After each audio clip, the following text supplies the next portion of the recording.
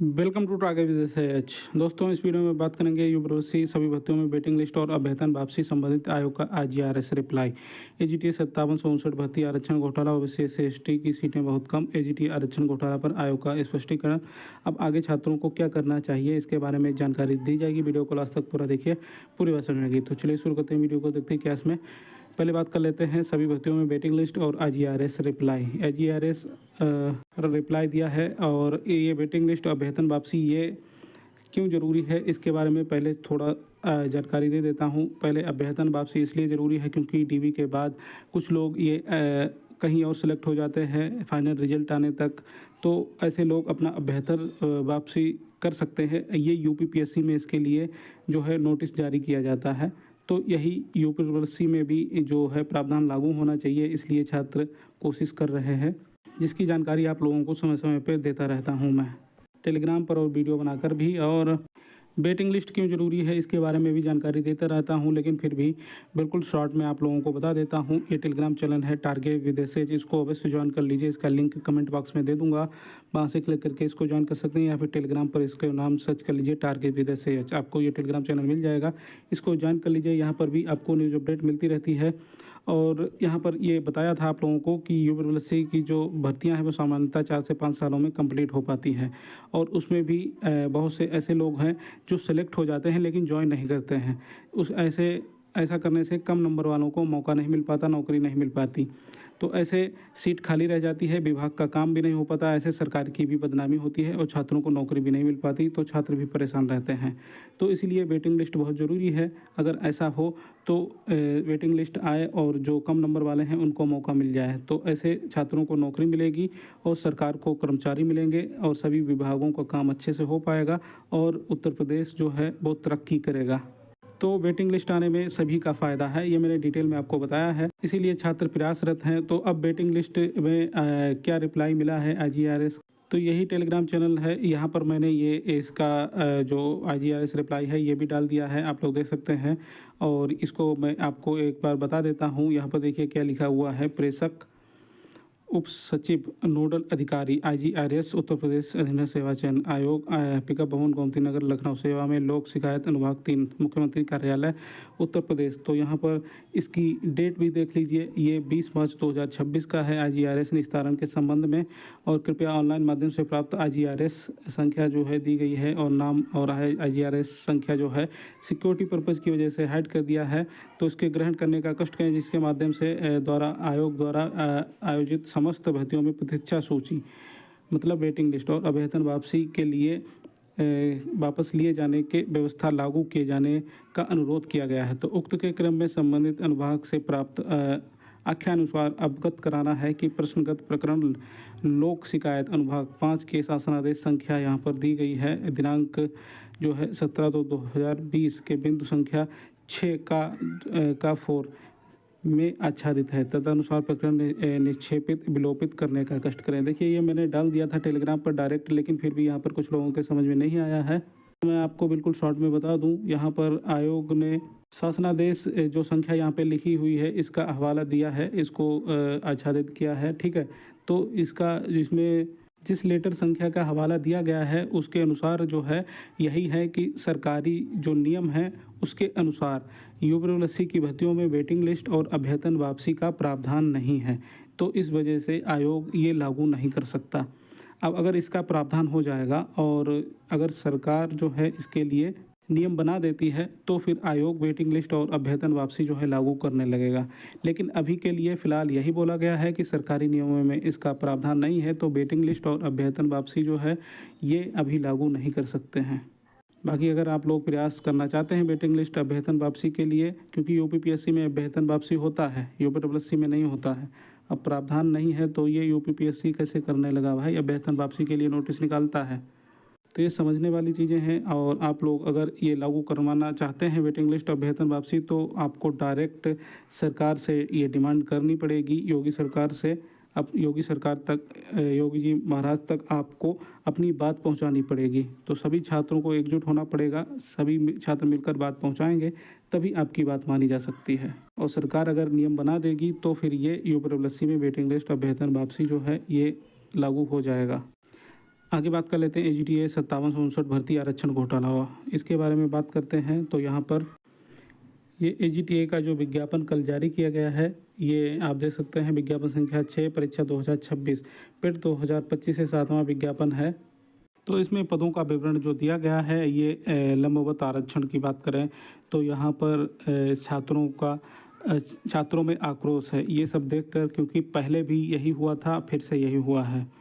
जो सीटें हैं यहाँ पर OBC SC ST की काफ़ी कम है, ये अनारक्षित सीटें हैं, ये 1692 मतलब 61% लगभग सीटें हैं 2759 की, ठीक है। और अनुसूचित जाति की जो आरक्षण है, उत्तर प्रदेश का जो नियम है ये 21% आरक्षण है, तो यहाँ पर ये सिर्फ 8% ही सीटें दी गई हैं। और अनुसूचित जनजाति की बात करें तो यहाँ पर 2% आरक्षण का नियम है, तो इसके हिसाब से लगभग जो है 55 सीटें बनती हैं, लेकिन यहाँ पर सिर्फ 6 सीटें दी गई हैं, मतलब 1% से भी कम है। OBC की बात करें तो यहाँ पर जो 573 पद दिए गए हैं, जबकि 27% आरक्षण है आपका OBC वालों का, और 27% आरक्षण के हिसाब से यहाँ पर 745 सीटें बनती हैं, लेकिन यहाँ पर सिर्फ 573 ये सीटें दी गई हैं। तो इस हिसाब से यहाँ पर देखी जाए तो काफ़ी सीटें कम हैं। अब यहाँ पर ये सीटें ऐसी कम क्यों आई हैं, ये मैं आपको यहाँ पर जो आयोग का स्पष्टीकरण है ये नोटिफिकेशन में भी लिखा हुआ है, पहले ये आपको बता देता हूँ। देखिए यहाँ पर पदों का विवरण लिखा हुआ है। उल्लेखनीय है कि उत्तर प्रदेश शासन कार्मिक अनुभाग 3 के शासनादेश संख्या यहाँ पे दिया गया है 28/1/2020 के अनुपालन में उत्तर प्रदेश सदन सभा चयन आयोग की प्रेषित उपलब्ध कराए जाने संबंधित अध्याचनों की रिक्तियों की गणना एवं आरक्षण की पूर्ति की जिम्मेदारी पूर्णतः संबंधित अध्याचनकर्ता विभाग की है। तो यहाँ पर पूरी जो जिम्मेदारी है ये विभाग की है। और यहाँ पर जो पत्र की बात की गई है इसको मैं आगे अभी बताता हूँ। देखिए आगे लिखा हुआ है, उत्तर प्रदेश के राज्याधीन सेवा में अनुमन्य ऊर्ध्वाधर एवं क्षैतिज आरक्षण की व्यवस्थाओं मतलब मानक के संबंध में उत्तर प्रदेश शासन कार्मिक अनुभाग 2 द्वारा जारी शासनादेश संख्या लिखी हुई है।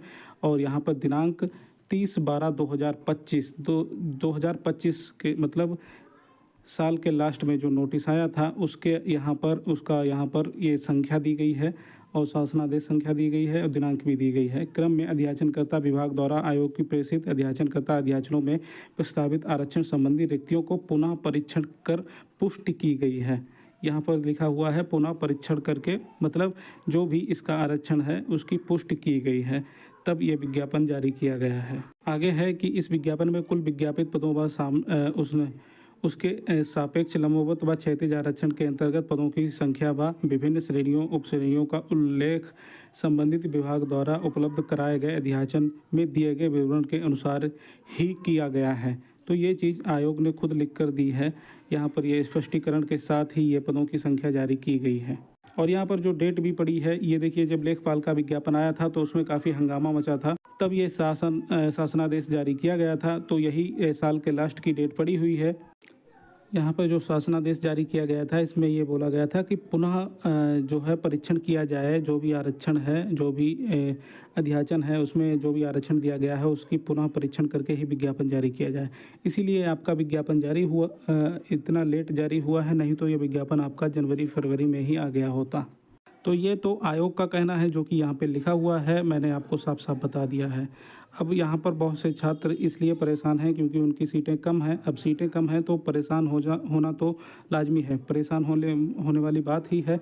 लेकिन यहाँ पर जो आयोग का स्पष्टीकरण है वो पहले भी देखिए, AGTA की सीटें कम थी तब भी ये बोला गया था, कोर्ट केस किया था तो उसमें ये बात निकल के आई थी, जो आरक्षण दिया जाता है जो आपके विभाग मतलब कृषि विभाग में AGTA के जितने भी पद हैं उन पर, जैसे मान लीजिए OBC का 27% आरक्षण है, तो जो जितनी सीटें हैं उनमें से जो विभाग में जो कर्मचारी हैं उनमें से टोटल 27% होने चाहिए OBC के, ना कि जितनी वैकेंसी निकाली है उनका 27% दिया जाएगा।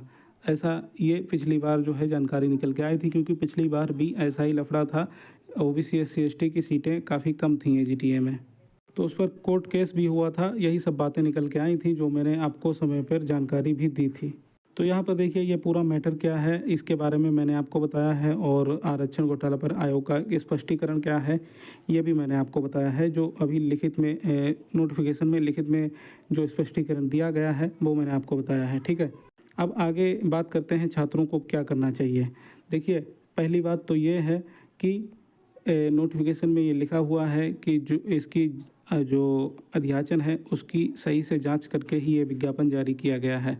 तो अगर ऐसा है तो फिर इसमें बदलाव होना बहुत ही मुश्किल है। ये मैं आपको स्पष्ट बता दूं, क्योंकि पहले भी सीटों की संख्या कम थी और कोई बदलाव नहीं हो पाया था, कोर्ट केस तक हुआ था। तो आपकी पहले जिम्मेदारी ये बनती है कि अगर आपके कम नंबर हैं पहली वाली वैकेंसी में, अगर उसमें आवेदन नहीं कर पाए थे, उसमें रह गए, तो सबसे पहले बात ये है कि आपका विज्ञापन आ चुका है, आप लोग पढ़ाई स्टार्ट कर दीजिए, पढ़ते रहिए। बाकी की जो लड़ाई है, जो भी मुद्दे हैं, उनके लिए आवाज़ उठाई जाती रहेगी, लेकिन सबसे ज़रूरी है आपकी पढ़ाई होगी तभी आपको सिलेक्शन मिलेगा। अब इसके लिए क्या करना है, ठीक है, इसके बारे में बताता हूँ। इसके बारे में देखिए, कोर्ट में गए थे पिछली बार तो पहली सुनवाई में ही केस जो है वो डिसमिस कर दिया गया था। लेकिन लेखपाल में क्या हुआ था कि आवाज़ उठाई गई थी नेताओं के द्वारा और काफ़ी हंगामा हुआ था और मुख्यमंत्री तक बात पहुंची थी, तो उन्होंने आदेश दिया था कि फिर से समीक्षा की जाए और सीटों को सही किया जाए। तो ये जब मुख्यमंत्री ने आदेश दिया था तभी लेखपाल में सीटों की संख्या सही की गई थी।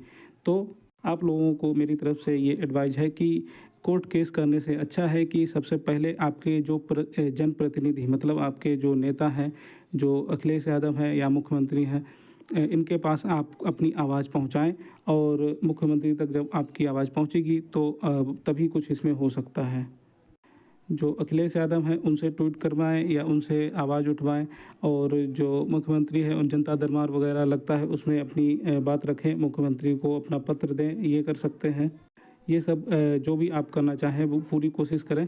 और जो कोर्ट केस है उससे देखिए, उसको भी आप अगर करना चाहें कर सकते हैं, लेकिन जो अगर ये आरक्षण नियम के अनुसार होगा, जैसे कि आयोग ने स्पष्टीकरण दिया है, तो कोर्ट भी आपकी बात नहीं सुनेगा और आपका केस जो है जैसे पहले डिसमिस किया था वैसे ही डिसमिस कर देगा।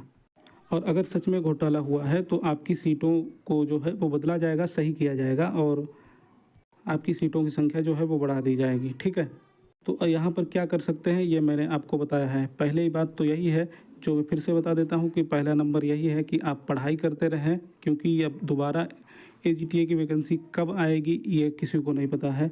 जितनी भी वैकेंसी खाली थी उन पर वैकेंसी आ चुकी है, तो आगे नई भर्ती नहीं आएगी, इसलिए यही आपके पास लास्ट चांस है। इसके लिए अच्छे से पढ़ते रहिए, पढ़ाई के साथ साथ अपनी आवाज़ उठाते रहिए, जनप्रतिनिधि मतलब नेताओं से मिलते रहिए, और जो विपक्ष है मतलब अखिलेश यादव जो मुख्य हैं उनसे आवाज़ उठवाइए, उनके नेताओं से, विधायकों से पत्र लिखवाइए, और जो सरकार पक्ष के हैं उनसे भी आवाज़ उठवाइए, जो भी आपकी बात सुने।